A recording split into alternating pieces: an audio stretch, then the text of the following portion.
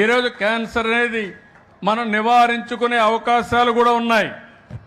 యామారితే ప్రమాదం. ఈరోజు మీరు చూస్తున్నారు, మా మదర్ ఇన్ లా కూడా మా అత్తగారు క్యాన్సర్తో చనిపోతే ఆ రోజు ఎన్టీ రామారావు గారు చెప్పిన తర్వాత ఆవిడ పేరుతో బసవ తారకం క్యాన్సర్ హాస్పిటల్ పెట్టాం. ఈరోజు బాలకృష్ణ గారు చూసుకున్నారు, దాన్ని కొన్ని వేల మందికి ట్రీట్మెంట్ ఇచ్చే పరిస్థితికి వస్తున్నాం.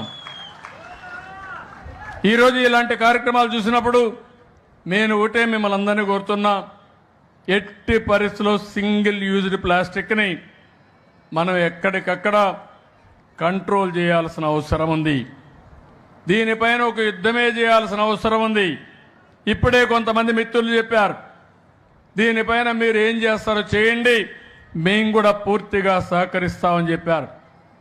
ఇక్కడుండే యువతకు కానీ మహిళలకు కానీ ప్రతి ఒక్కరిని ఒకటే కోరుతున్నాం, ప్రభుత్వం చాలా శ్రద్ధగా ఉంటాం, 6 నెలలు టైం కూడా ఇస్తున్నాం.